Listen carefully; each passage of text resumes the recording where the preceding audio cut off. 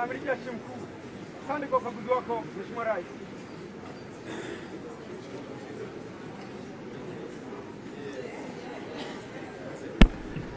Na mtazamaji na msikilizaji wa Bunge Channel, tayari Rais wa Jamhuri ya Muungano wa Tanzania amefika katika viwanja vya Bunge na tayari amekagua gwaride lile la heshima na alipigiwa wimbo wa taifa, na tusikilize kidogo kinachoendelea.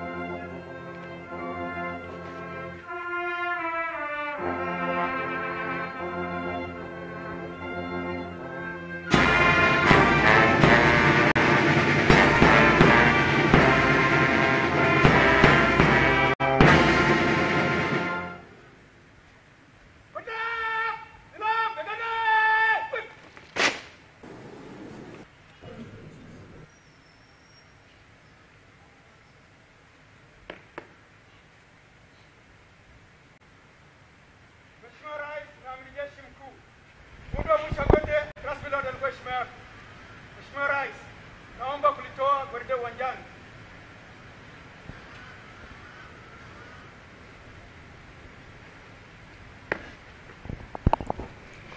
Na mtazamaji wetu popote pale unapopokea matangazo yetu kutoka viwanja vya Bunge, Rais wa Jamhuri ya Muungano wa Tanzania tayari amekwisha kukagua gwaride katika viwanja vya Bunge na sasa anaingia katika ukumbi wa Msekwa tayari kuzungumza na wabunge wa Afrika Mashariki, Bunge la Afrika Mashariki, lakini pia fursa hiyo ataitumia kuzungumza na wananchi wa Afrika Mashariki kwa ujumla.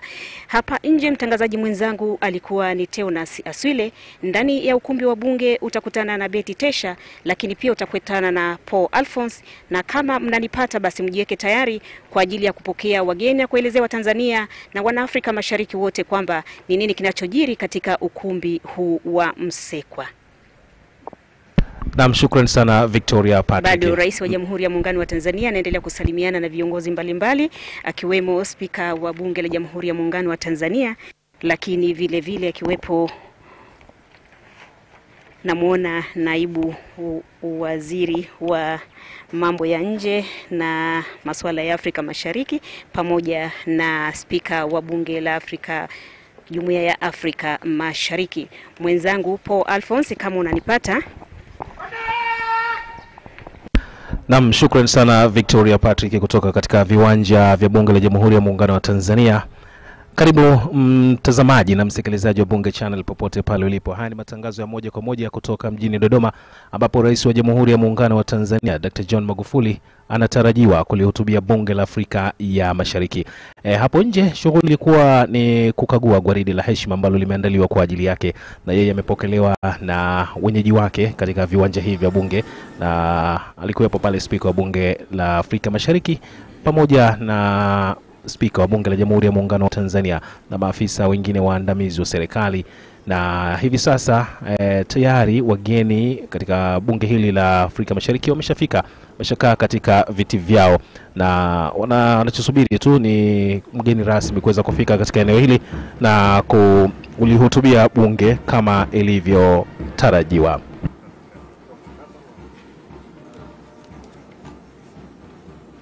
Na msikilizaji na mtazamaji wa Bunge Channel, wageni mbalimbali wamealikwa. Ni miongoni mwao ni wabunge wa Bunge la Jamhuri ya Muungano wa Tanzania, wakiwemo mawaziri pamoja na wenye viti wa bunge, lakini vile vile kuna viongozi wa ulinzi na usalama nao wamefika katika eneo hili la viwanja vya bunge.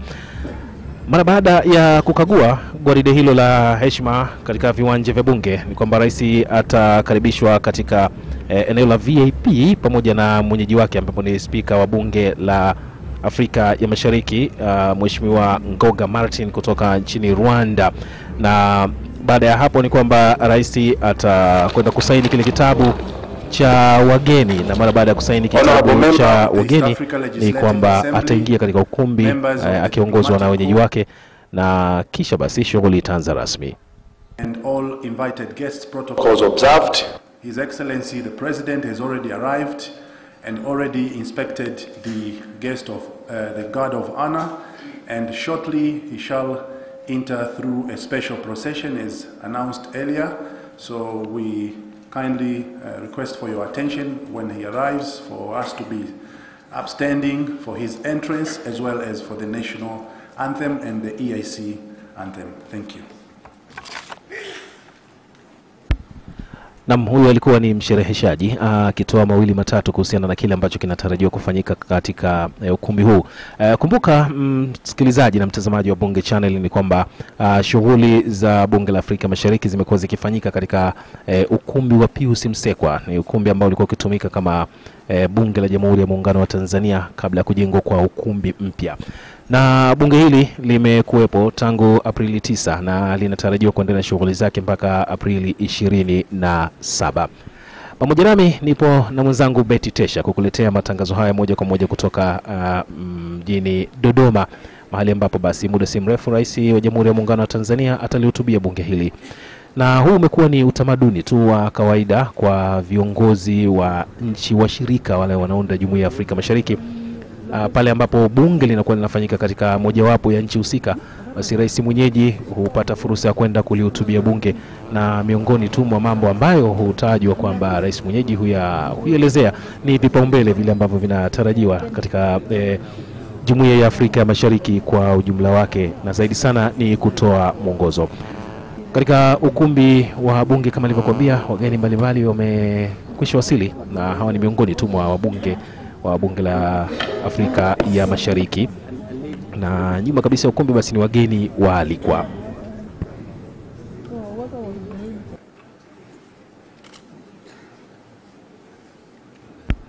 Na msikilizaji na mtazamaji wa Bunge Channel, Bunge la Afrika ya Mashariki limetokana na kuundwa kwa ile Jumuiya ya Afrika ya Mashariki ambayo hivi sasa ina nchi washirika 6. Awali ilikuwa ikifahamika kama wanachama, lakini wenyewe wanasema hawa ni partner states na si wanachama bali ni nchi washirika. Jumuiya hii iliundwa mwaka 1967 mwanzoni kabisa, lakini kwa bahati mbaya ilidumu kwa miaka 10 tu, kwani ilivunjika mwaka 1977.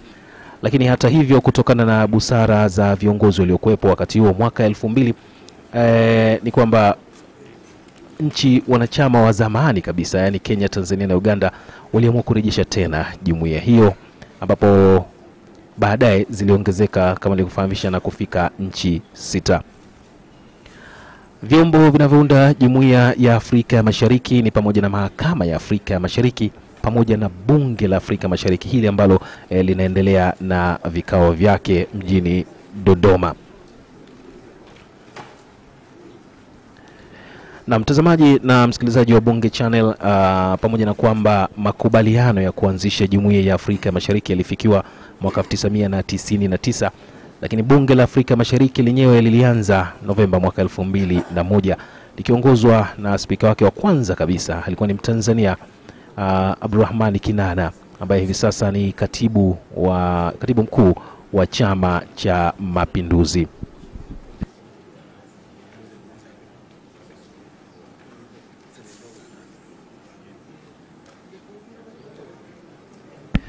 Na kama nilivyokufahamisha hapo awali, pamoja nami nipo na Betty Tesha. Betty, karibu. Asante sana Paul Alphonse, msikilizaji na mtazamaji wa Bunge Channel. Tunaendelea kukuletea matangazo haya moja kwa moja kutoka hapa katika ukumbi wa Pius Msekwa mjini Dodoma.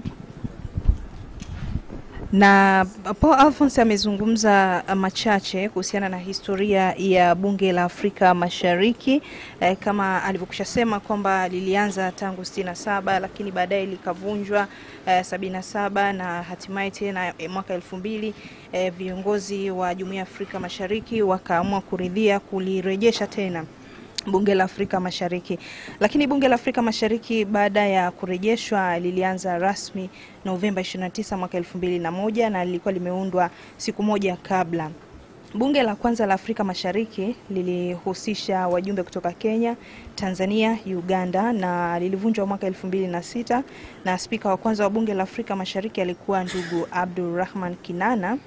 Bunge la pili lilianza mwaka 2007 na lilihusisha Kenya, Uganda, Tanzania, Rwanda na Burundi. Na spika alikuwa Abdulrahman Abdi kutoka nchini Kenya. Spika wa Bunge la Afrika Mashariki kwa sasa ni Dr. Martin Ngoga kutoka nchini Rwanda, ambaye amechaguliwa hivi karibuni. Na labda ni kueleze kidogo kuhusiana na wanachama wa wabunge. Wabunge 6 huwa wanachaguliwa kutoka kila nchi na maafisa 7 rasmi ndio kwa pamoja wanaunda Bunge la Afrika Mashariki. Wabunge wa Jumuiya ya Afrika Mashariki huwa wanachaguliwa na mabunge ya nchi wanachama ili kuhakikisha kuwa ushiriki sawa wa wanawake. Pia kwenye bunge hilo huwa kuna wabunge wanawake 2 kutoka Kenya, 3 kutoka Tanzania na 4 kutoka Uganda. Maafisa 7 wa ziada huwa ni mawaziri kutoka kila nchi iliyo kwenye Jumuiya ya Afrika Mashariki, katibu mkuu wa bunge na ambaye ni kansela na wa Jumuiya hiyo ya Afrika Mashariki. Lakini pia majukumu ya bunge hili la Afrika Mashariki ni kukutana na mabunge ya nchi wanachama kwa ajili ya masuala yanayohusu Jumuiya ya Afrika Mashariki, kupitia ama kujadili na kupitisha bajeti kwa ajili ya shughuli za Jumuiya ya Afrika Mashariki, na pia kupitia ripoti za mwaka za Jumuiya, ripoti za ukaguzi na ripoti zozote zinazohusu baraza la mawaziri. Kazi nyingine ni kujadili masuala yote yanayohusu Jumuiya na kutoa mapendekezo kwenye baraza la mawaziri na utekelezaji bora wa mkataba. Ili kutekeleza majukumu yake vizuri, Bunge la Afrika Mashariki huanzisha kamati mbalimbali kufanikisha majukumu, lakini pia kazi nyingine ni kuanzisha sheria zake na taratibu za kamati zake na kutekeleza majukumu mengine kama ambayo bunge litapewa au kuruhusiwa na mkataba wa Afrika Mashariki. Hizo ni baadhi ya shughuli ambazo zinafanywa na bunge la Jumuiya ya Afrika Mashariki, na kazi ambazo zilizofanyika tangu kuapishwa.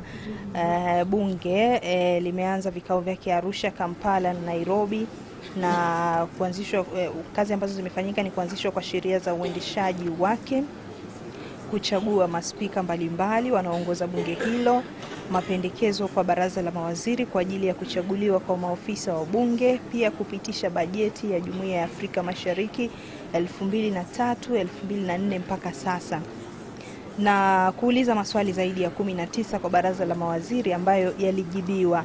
Na pia bunge limepitisha zaidi ya miswada 6 kuwa sheria, na limeendesha semina mbalimbali zenye kukuza uelewa kuhusu miswada na sheria mbalimbali za jumuiya hiyo.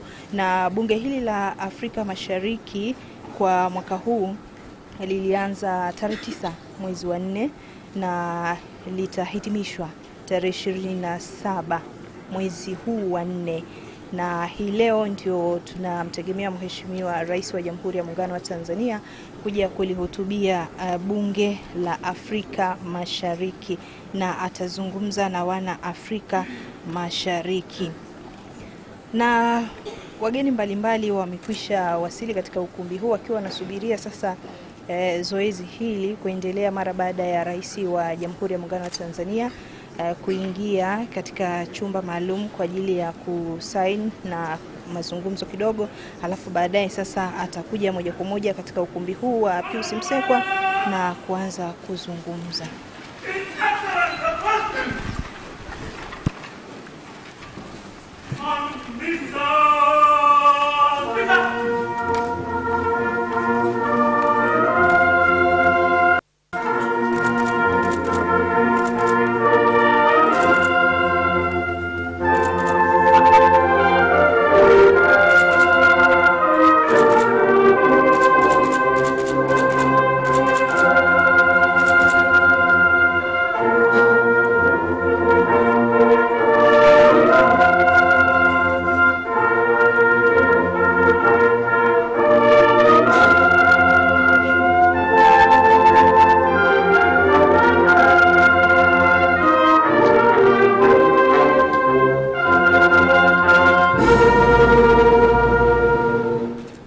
Please remain standing for the anthems and the parliamentary prayer.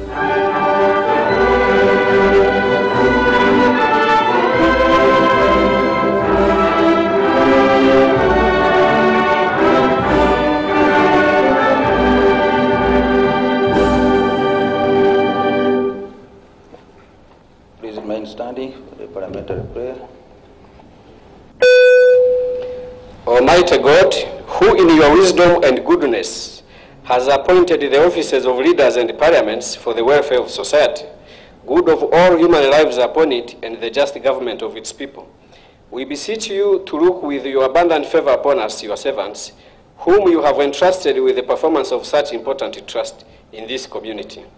Let your blessings descend upon us here assembled, and grant that we may treat and consider all matters that shall come under our attention and deliberation in so just and faithful a manner as to promote your honor and glory, and to advance the peace, prosperity, and welfare of this region and of those whose interest you have committed to us. Amen. You may take your seats.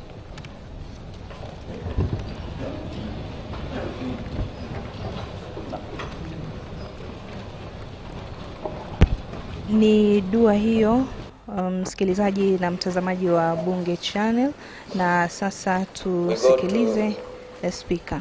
Item number 1 on the order paper, it is a proclamation by the speaker. Honorable members, amidst us today is His Excellency John Pombe Joseph Magufuli, President of the United Republic of Tanzania, and the Right Honorable Job Ndugai, the Speaker of the Parliament of Tanzania. I have, in accordance with the provisions of Article 54 of the treaty, invited His Excellency the President to address this Assembly. I now would like to make the following proclamation to welcome his presence in the Assembly. Whereas Clause 1 of Article 54 of the treaty provides that the Speaker of the Assembly can invite any person to attend the Assembly, notwithstanding that he or she is not a member of the Assembly, if in his or her opinion the business of the Assembly renders his or her presence desirable. And whereas in the opinion of the Speaker, the attendance and presence in the Assembly of the President of the United Republic of Tanzania is desirable in accordance with the business now before the Assembly, now therefore it is with great pleasure and honor on your behalf, honorable members, to welcome His Excellency the President of the United Republic of Tanzania in this Assembly.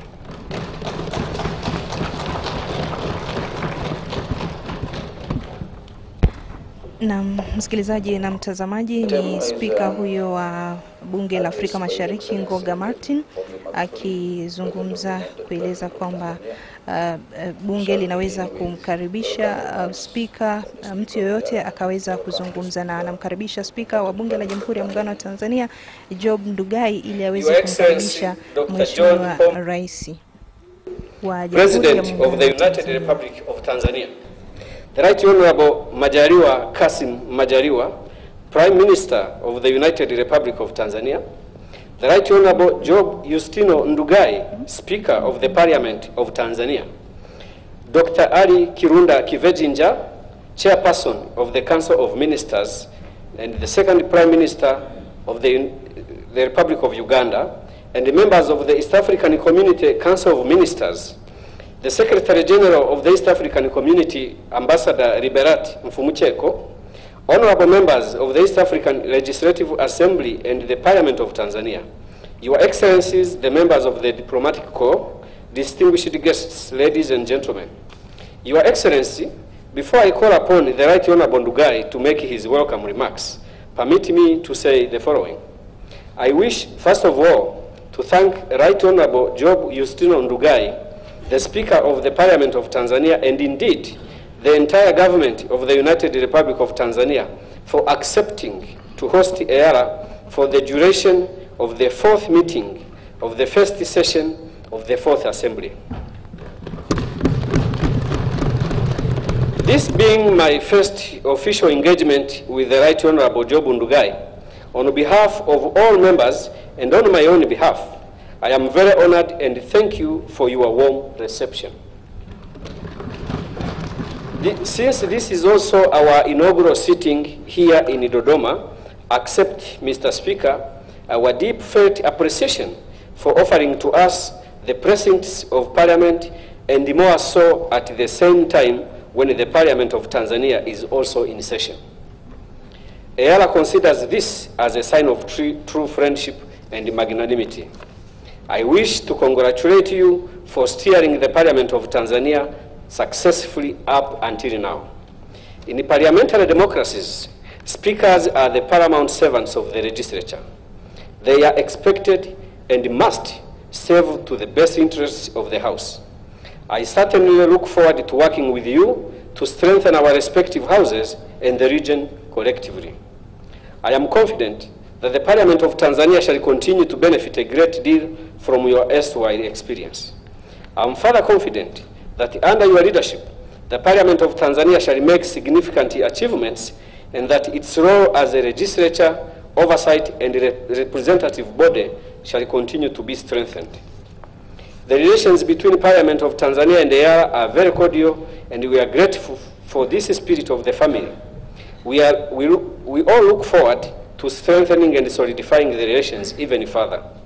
At the regional level, I am sure I shall benefit in many ways from your experience as we strengthen the East African Community Bureau of Speakers, which is the platform through which we spearhead and intensify the linkages of EALA and the National Assemblies of Partner States as stipulated in Articles 49, Sub-Article 2, and Article 65 of the Treaty for the establishment of the East African Community. Above all, I'm looking forward to hearing and learning from you as a friend and as a senior brother. A short time I have been in this position of responsibility, I have found you to be an engaging and passionate leader. Mr. Speaker, you have made impeccable contribution to both telling and selling the story of the Parliament of Tanzania. Right Honorable Speaker, I pledge my unreserved support and wish you every success in the coming years. With these remarks, I now take this opportunity to invite our chief host, the Right Honorable Job Ndugai, Speaker of Parliament of Tanzania, to make his remarks. Karibu Mheshimiwa Speaker. Na msikilizaji na mtazamaji wa Bunge Channel, hayo ni maelezo ya awali kutoka kwa Speaker Ngoga Martin akiwa anamkaribisha Mheshimiwa Speaker wa Bunge la Jamhuri ya Muungano wa Tanzania Job Ndugai. Mheshimiwa Rais Dr. John Pombe Joseph Magufuli, waheshimiwa mawaziri mliopo, waheshimiwa wa Bunge la Afrika Mashariki, waheshimiwa wa Bunge la Tanzania mliopo, waheshimiwa mabalozi wa nchi mbalimbali, wageni waalikwa wote, nimesimama hapa kwa niaba ya wabunge wenzangu wa Bunge la Tanzania kwanza kukupongeza sana Mheshimiwa Spika kwa kuchaguliwa kwako katika nafasi hiyo, lakini pili kuwapongeza wabunge wote mnaotuwakilisha nchi 6 katika Bunge la Afrika ya Mashariki kwa kuchaguliwa kwenu katika nafasi hizo muhimu sana. Sisi Bunge la Tanzania tumepata heshima kubwa sana kwa uamuzi mliofanya wa kufanya vikao vyenu kwa mara ya kwanza hapa Dodoma, tena kwenye makao yetu ya Bunge la Tanzania. Mmekuwa mkifanya vikao katika mzunguko wa nchi mbalimbali, lakini kila mlipofanya vikao hapa Tanzania mlifanyia Dar es Salaam. Lakini tuliposhauriana mimi na wewe mkakubali kwamba safari hii mfanyie hapa Dodoma katika kuunga mkono azma ya Mheshimiwa Rais John Pombe Joseph Magufuli ya kuhamishia makao makuu ya nchi ya Tanzania Dodoma. Basi tulipenda na nyinyi muione Dodoma. Kwa hiyo tuahidi kabisa kuwapa kila aina ya ushirikiano wakati wa kikao hiki, na hata baada ya kikao hiki patakapohitajika jambo lolote linalohusu sisi kuwa pamoja na nyinyi, tuko tayari kufanya hivyo. Kwa kuwa leo ni siku ambayo mgeni rasmi ni Mheshimiwa Rais, nisingependa kuongea mambo yoyote yale marefu zaidi tu ya kusema Mheshimiwa Rais, karibu sana viwanja vya Bunge. Sisi tunaendelea na vikao vya Bunge la bajeti vizuri. Waheshimiwa wabunge wametuma salamu nyingi sana kupitia kwangu, nikupatie salamu za upendo. Wanasema wanasema wao wapo tu, wanaendelea na shughuli zao vizuri. Waheshimiwa wabunge, si nimeshaeleza kila kitu na t-shirt zao zimekuwa fupi hivi.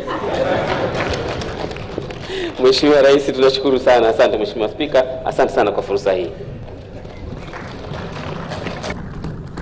Na msikilizaji na mtazamaji wa Bunge Channel, huyo ni Spika wa Bunge la Jamhuri. Asante sana Mheshimiwa Spika, tunafurahi sana kuwepo Dodoma. Na Jumamosi hii tulishiriki katika kampeni ya kuijanisha Dodoma.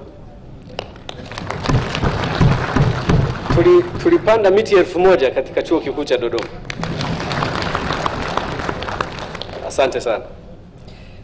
Your Excellency Dr. John Pombe Joseph Magufuli, President of the United Republic of Tanzania, the Right Honorable Majaliwa Kassim Majaliwa, the Prime Minister of the United Republic of Tanzania, the Right Honorable Job Justino Ndugai, Speaker of the Parliament of Tanzania, Dr. Ali Kirunda Kivejinja, Second Deputy Prime Minister of the Republic of Uganda and the Chairperson of the Council of Ministers, members of the East African Community Council of Ministers, the Secretary General of the East African Community, Ambassador Liberat Mfumucheko, honorable members of the East African Legislative Assembly and the Parliament of Tanzania, Your Excellencies, the members of the Diplomatic Corps, distinguished guests, ladies and gentlemen.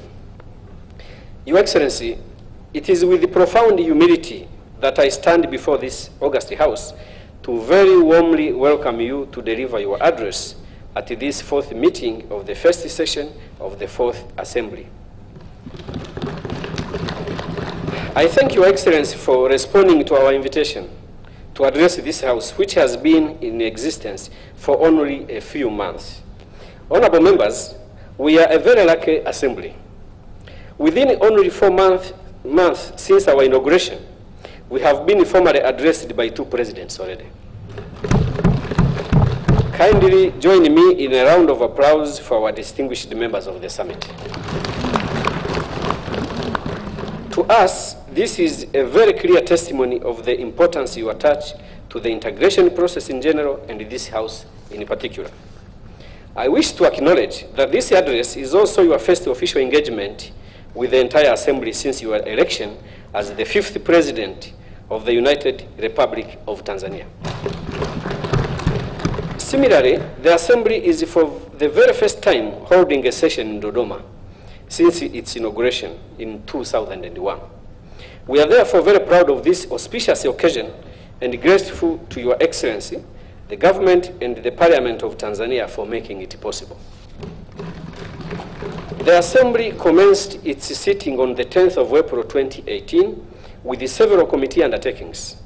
Besides this special sitting, the Assembly received and debated bills, committee oversight reports, posed questions to the Council of Ministers, and debated motions and key resolutions. Since our inauguration in December last year, EARA has held 2 sittings in Arusha and in Kampala, Uganda, as part of the principle of rotation. Your Excellency, this particular session is taking place at a time when our region is on an irreversible movement towards increased socio-economic prosperity. The journey has been marked by a series of interesting, engaging, and challenging events, but above all, the experience has proven right the foresight of the founding fathers of the East African community who saw the unique value of regional integration. It is clear that the unity of purpose and the political will to forge ahead is today greater than at any other moment in the history of our community. What is key is consistency and the determination to strengthen and process for the benefit of and proceed for the benefit of the citizens. I therefore congratulate you, Your Excellency, and the summit for the support and the direction you continue to avail to ensure stability of the integration process. We are pleased that the Summit of East African Community Heads of State, at its recent meeting in Kampala, directed the Council of Ministers to fully implement the single customs territory by ensuring the rollout of all products and customs regimes. The summit further directed all partner states to expedite the amendment of their national policies, laws and regulations to comply with the Common Market Protocol. Both decisions not only seek to address the existing bureaucratic processes, but they also enable citizens to enjoy their full freedoms. Your Excellency, I'm happy to report that the eliminations of the Non-Tariff Barriers Act passed by eliminations of Non-Tariff Barriers Act passed by ARA is effective, and to this extent, the Non-Tariff Barriers Monitoring Committees and the Council of Ministers have continued to resolve the outstanding non-tariff barriers, which were 18 at August last year.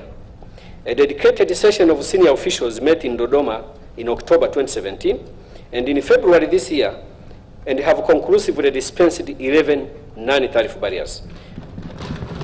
While giving guidance on the processes and steps of dealing with the rest, EALA is of the view that non-tariff barriers remain an unnecessary hindrance to the smooth process of integration.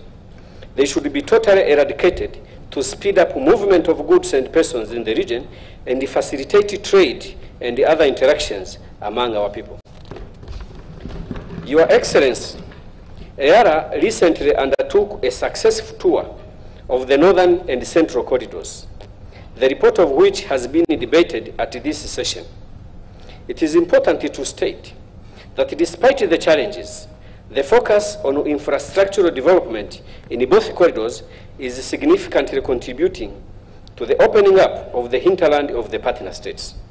We are indeed looking forward to the planned construction and the finalization of the Rusahunga-Rusumo and the Kayonza-Kigali roads, as well as the Nyakanazi, Kasulu-Manyovu, and the Rumonge-Bujumbura roads, to open up the hinterland to the rest of the region. In addition to the roads, there are great plans and development for the standard gauge railway and various energy initiatives.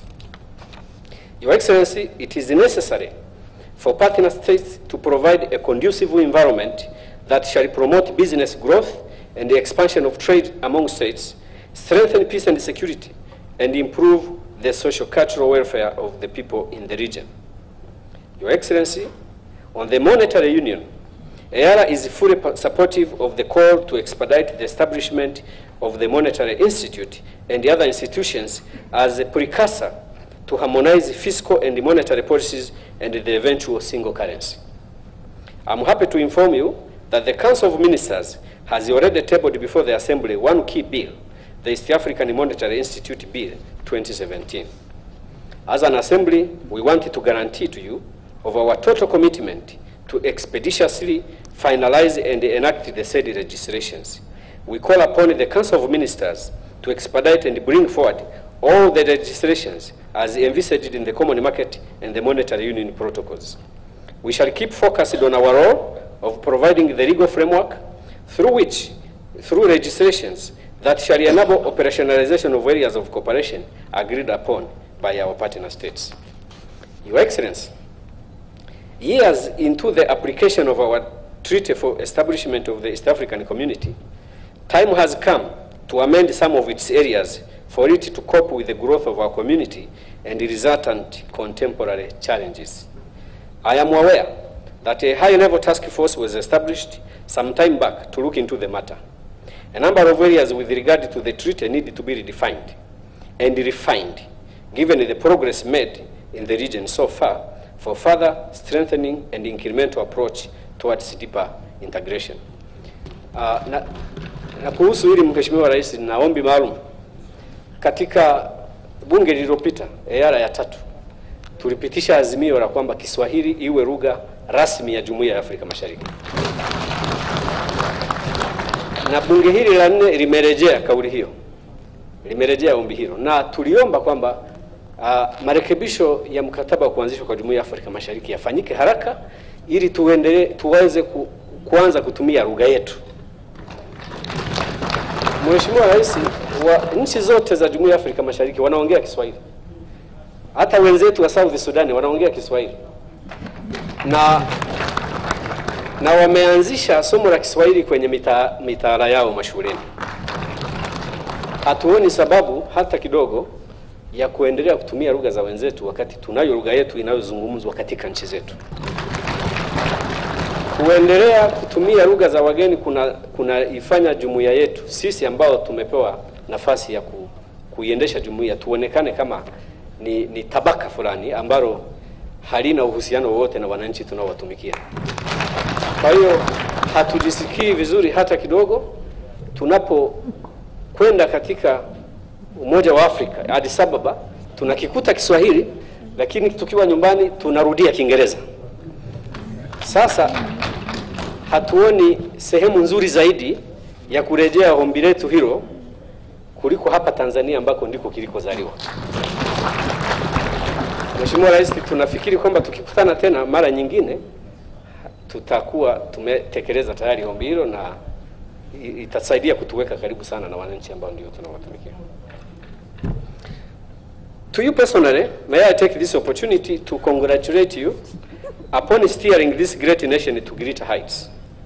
Since you assumed office, Mr. President, you have, in literally just less than 2 years, introduced a new sense of responsibility and accountability in public service and the citizenry at large, and as a result, greater efficiency in government processes are self-evident. You have embarked on the implementation of massive, ambitious, and admirable projects internally and regionally. Mr. President, you have put in action the core of integration, one in which we set ourselves internal priorities and take into account in equal measure the legal and moral imperatives we owe our neighbors. That is the philosophy of integration, a give and take process whose end result is a win-win for all of us. Thank you, Mr. President, for your determined and uncompromising fight against corruption and the misuse of public resources. Your efforts are not just a Tanzania affair. Good governance is the heartbeat of our integration process, and your success will be ours too. Independent think tanks on governance have consistently ranked your country as progressing on upward trend in the areas of fighting corruption and attracting investments. Internal oversight processes also continue to reveal a similar trend with the empirical evidence. The anti-corruption efforts have led to a better facilitation of corporate registration and licensing, which have made the investment environment favorable. Your administration is fixated on boosting domestic productivity and actively reducing Tanzania's import dependence, which would enhance investment appeal. With all these indicators in place, no doubt, Your Excellency, your target of transforming this country into an industrial economy is in sight. Thank you, Mr. President, for standing up against institutional plunder of your countries and by extension ours too, national wealth and resources by the unfair and unethical multinational investments. Yours is a fight for transformation. It is a fight that requires tenacity and resilience.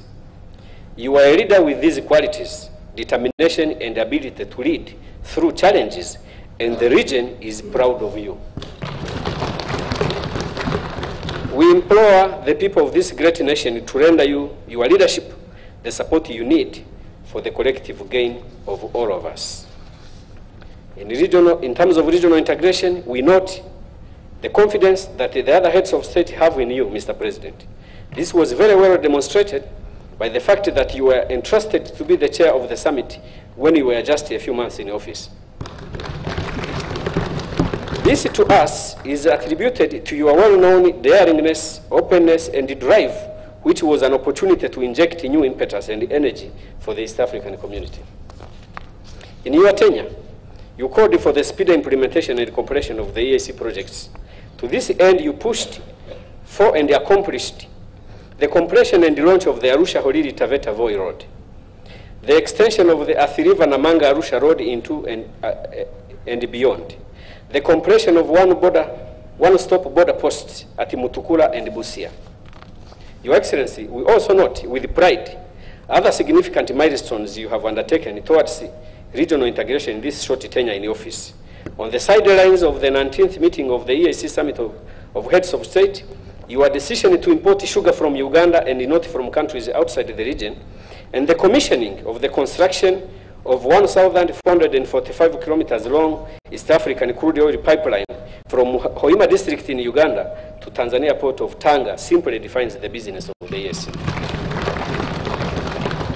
We also note with pride the launch and commencement of the Standard Gauge Railway that will eventually link Rwanda, Burundi, and Uganda to the Indian Ocean port of Dar es Salaam, as well as to stimulate water transport in Lakes Victoria and Tanganyika. Mr. President, true to your leadership philosophy that prioritizes hard work and getting things done with the emphasis on value for money, in just a few months since its launch, construction of the first phase from Dar es Salaam to Morogoro is already completed, with the second phase of Morogoro-Dodoma underway. Your Excellency, through your efforts and in collaboration with other members of the summit, our integration process is on course. And those of us trusted to serve in the institutions of our community take this opportunity to renew our commitment to deliver our services to the expectations with the honesty, diligence, and humility. Our presence here today is an opportunity to re-energize our resolve. We are in the country that is one of the birthplaces of modern Pan-Africanism, of which regional integration is an integral part. We are in the country that has been home to many liberation movements, and this is the country we know shall continue to provide leadership and meaningful participation in the struggle for economic liberation of our region and the continent. Thank you, Mr. President. Your Excellency, before I invite you to address this assembly, allow me to introduce some of the guests and the honorable members. Thank you to His Excellency, the President. He has invited many guests to grace our event, more than I have ever seen since I started participating in these processes. The clerk should correct me where I will go wrong. And I crave for your indulgence so that I can introduce our guests in groups, because time may not permit that I introduce everyone. But we welcome the Right Honorable Prime Minister,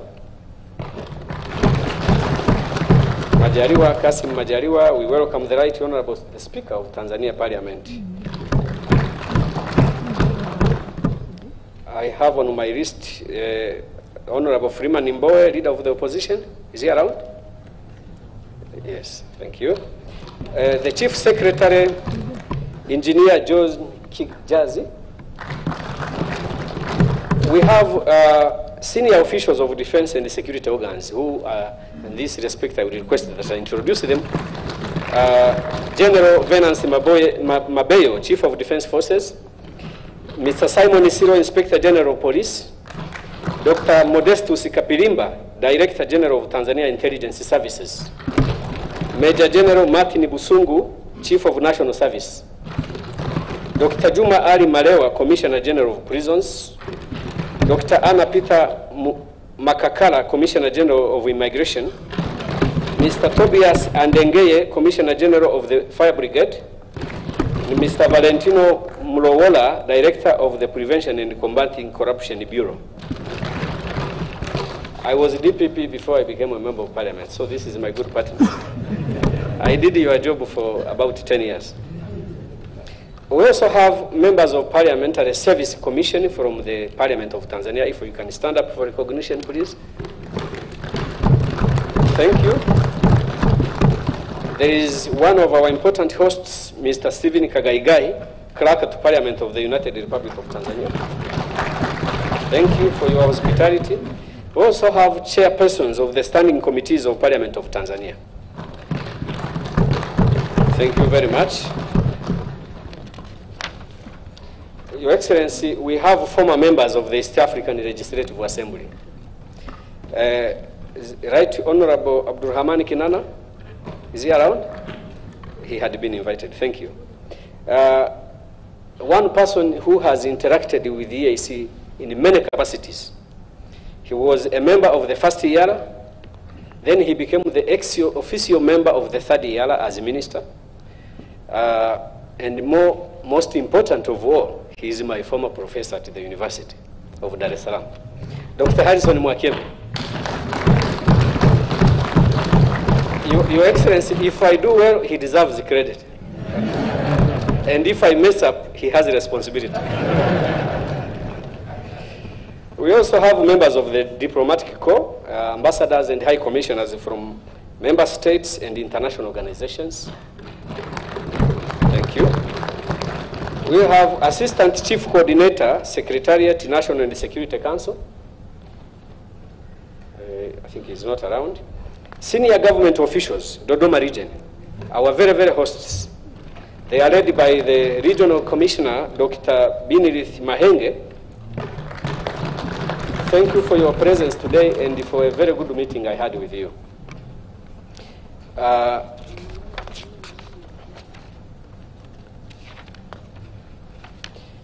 We have religious leaders as well. Religious leaders, they're not around. Thank you. Thank you very much. We have senior officials from the Ministry of Foreign Affairs and East African Affairs, led by the Permanent Principal Secretary, Professor Adolfo Mkenda. Thank you very much. You are very important partners of ours. We also have a very important group, Wazee wa Dodoma. Ambassador Job Rusinde, Honorable Pancras Indejembi, Mzee Mohamed Makbel. You know, a community that does not cherish the wisdom of elders is deemed to fail. Right Honorable Job Ndugai is distinguished guest. You have your guests here, I think. Honorable White Zuberi, Chairperson of Kongwa District Council. Honorable Deogratias Ndejembi, District Commissioner, Kongwa District. Dr. Omari Nkulo, Assistant District Executive Director, Kongwa District. Mr. Joseph Kusaga, Executive Director, Clouds Media Group. This is very popular in the region. Mr. Marage Chande, MD, Multi-Choice, Tanzania. We also have members of the Committee on Foreign Affairs, Defense and Security, led by Chair Honorable Musa Azan Zungu.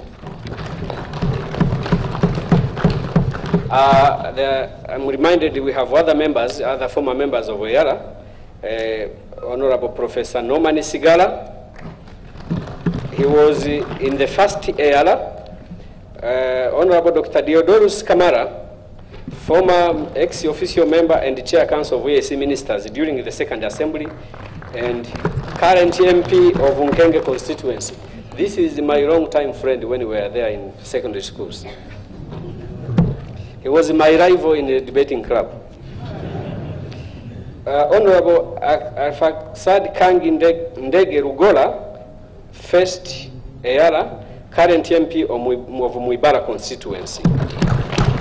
We thank you all because we stand on the foundation you laid during your term.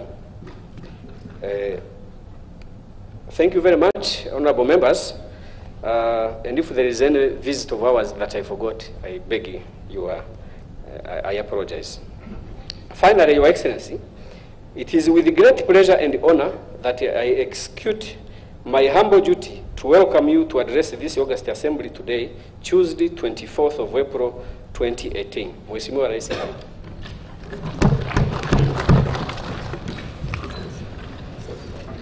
Naam, ni Mheshimiwa Ngoga Martin, spika wa Bunge la Afrika Mashariki, akitoa hotuba yake pamoja na utambulisho wa wageni ambao wamehudhuria siku ya leo, na sasa anamkaribisha Mheshimiwa Rais wa Jamhuri ya Muungano wa Tanzania ili aweze kuhutubia Bunge la Afrika Mashariki. Martin Kaloli Ngonga, spika wa Bunge la Afrika Mashariki. Mheshimiwa Job Ndugai, Spika wa Bunge la Jamhuri ya Muungano wa Tanzania, waheshimiwa wabunge wa Bunge la Afrika Mashariki mlioko hapa, Mheshimiwa Kassim Majaliwa, Waziri Mkuu wa Jamhuri ya Muungano wa Tanzania,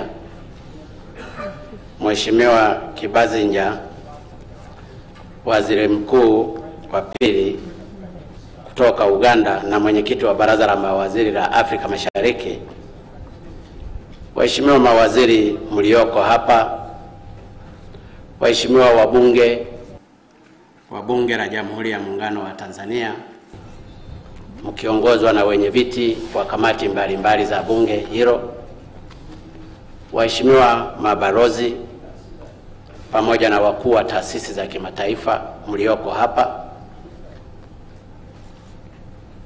Mheshimiwa Chief Secretary, waheshimiwa wazee wa asisi mlioko hapa Dodoma, waheshimiwa wadau mbalimbali wa maendeleo mlioko hapa pamoja na viongozi wa dini, waheshimiwa wakuu wa vyombo vya ulinzi na usalama, waheshimiwa wageni waalikwa, mabibi na mabwana, itoshe tu kusema itifaki imezingatiwa. Mheshimiwa Spika Martin na waheshimiwa wabunge wa Bunge la Afrika Mashariki, kwanza napenda nichukue nafasi hii kukushukuru sana Mheshimiwa Spika pamoja na bunge unaloliongoza kwa kunikaribisha ili nisimame mbele yenu leo kuhutubia kwa mara ya kwanza Bunge la Afrika Mashariki ambalo nalo linafanyika hapa Dodoma kwa mara ya kwanza. Ninawashukuru sana, asante sana. Nashukuru pia Mheshimiwa Martin Ngonga, Spika wa Bunge la Afrika Mashariki, kwa kuamua kwamba kikao hiki cha Bunge la Afrika Mashariki kifanyike hapa Dodoma ambapo ni makao makuu ya Jamhuri ya Muungano wa Tanzania. Asante sana. Mmefanya uamuzi mzuri sana. Baadhi yenu mnafahamu moja ya sababu zilizotajwa kusababisha kuvunjika kwa jumuiya yetu ya mwanzo ya Afrika Mashariki mwaka 1977 ilikuwa ushiriki mdogo wa sekta binafsi na wananchi. Wananchi walio wengi hawakuifahamu jumuiya yetu. Hivyo basi utaratibu huu wa kufanya vikao vya bunge hili sehemu tofauti tofauti ndani ya jumuiya unatoa fursa kwa wana Afrika Mashariki wote kuifahamu vizuri jumuiya yao na shughuli zake pamoja na manufaa yake. Kwa sababu hiyo, napenda kurudia tena kupongeza uamuzi huu wa kufanya kikao hapa Dodoma, na niseme tu kwamba hamjakosea kuamua kufanya kikao chenu hapa Dodoma. Hapa ni katikati ya nchi yetu, ni makao makuu ya serikali pamoja na chama tawala, Chama cha Mapinduzi CCM. Sambamba na hilo, wananchi wa Dodoma ni wakarimu sana, ni wakarimu sana. Lakini hapa Dodoma kuna sifa nyingine. Hapa ni maarufu sana kwa kuzalisha zabibu tamu zaidi duniani, ambayo hata ukinywa mbinyo yake huwezi kupata hangover. Kwa hiyo unaweza ukafanya mkutano mchana, jioni ukapata mvinyo, na kesho yake ukaendelea na mkutano kama kawaida.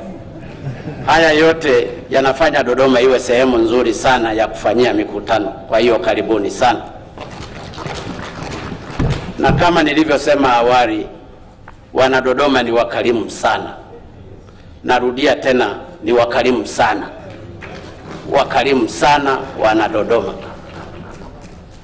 Hivyo basi Ni imani yangu kuwa waheshimiwa wabunge wa Afrika Mashariki mmefurahia uwepo wenu hapa Dodoma na ninawatakia makazi mema hapa Dodoma.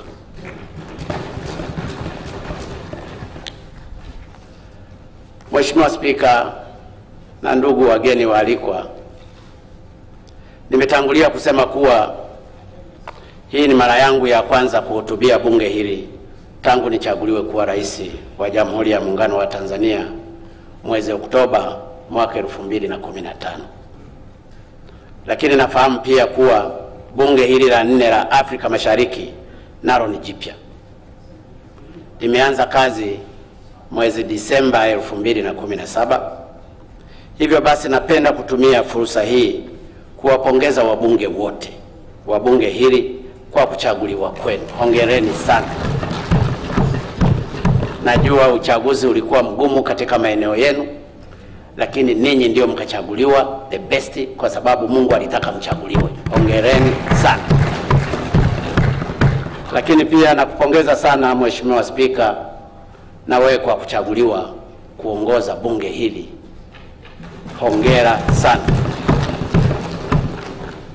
Hakuna shaka mmechaguliwa kwa vile wana Afrika Mashariki wana imani kubwa juu yenu. Wana uhakika na mtawawakilisha vizuri katika kusukuma mbele gurudumu la maendeleo la jumuiya yetu. Niwaombe sana waheshimiwa wabunge, msiwaangushe wana Afrika Mashariki. Naomba pia ndugu zangu, kwa bahati nzuri kama nilivyozungumza na kama nilivyompongeza Mheshimiwa Spika, kwa bahati nzuri yeye ni spika wa 5 wa bunge la Afrika Mashariki na mimi ni rais wa awamu ya 5 wa Jamhuri ya Muungano wa Tanzania. Hivyo basi namwahidi kumpa ushirikiano wa kutosha katika kipindi chote cha uongozi wake wa bunge hili. Mheshimiwa Spika na waheshimiwa wabunge na ndugu wageni waalikwa, wakati ninapowapongeza kwa kuchaguliwa, napenda mtambue kuwa jukumu lililo mbele yenu ni kubwa sana. Ninyi ni wawakilishi na pia ni sauti ya wana Afrika Mashariki wote. Hili ni jukumu kubwa. Lakini zaidi ya hapo, kama mnavyofahamu, mmechaguliwa katika kipindi cha kipekee sana. Kipindi ambacho jumuiya yetu imepiga hatua kubwa za kimaendeleo, lakini pia inakabiliwa na changamoto nyingi. Kama mjuavyo, ukanda wetu wa Afrika Mashariki hivi sasa unasifika kwa ukuaji uchumi wa kasi duniani. Aidha, tumefanikiwa kwa kiwango kikubwa kuondoa vikwazo vya kibiashara na uwekezaji. Hii imefanya biashara na uwekezaji miongoni mwa nchi wanachama kuongezeka maradufu. Mathalani, kabla ya kuanza kwa umoja wa forodha Custom Union mwaka 2005, biashara yetu yani intra-East African Trade ilikuwa na thamani ya dola za Kimarekani bilioni 1.8. Lakini tangu tuanzishe umoja wa forodha na kuanza kutekeleza itifaki ya soko la pamoja common market, biashara yetu imeongezeka hadi kufikia zaidi ya dola za Marekani bilioni 5. Zaidi ya hapo, idadi ya wanachama imeongezeka na kuna nchi nyingi tu zinatamani kujiunga nasi. Haya bila shaka ni mafanikio makubwa. Hivyo basi, ninyi waheshimiwa wa bunge la 4 la Afrika Mashariki mnao wajibu mkubwa, kwanza kwa kuhakikisha mafanikio haya yanalindwa, lakini pia yanaendelezwa kwa nguvu zote. Na katika hilo nimefurahi kusikia kuwa kwenye kikao chenu hiki, pamoja na masuala mengine, mmejadili masuala mawili muhimu. Kwanza ni mmoja kuhusu taasisi ya fedha ya jumuiya, yani East African Monetary Institute, na mswada mwingine ni kuhusu takwimu, statistics bill. Kama mnavyofahamu, jumuiya yetu imeweka hatua 4 za ushirikiano. Utekelezaji wa hatua 2 za mwanzo, yani umoja wa forodha na soko la pamoja, kama nilivyoeleza, unaendelea. Sasa tunaelekea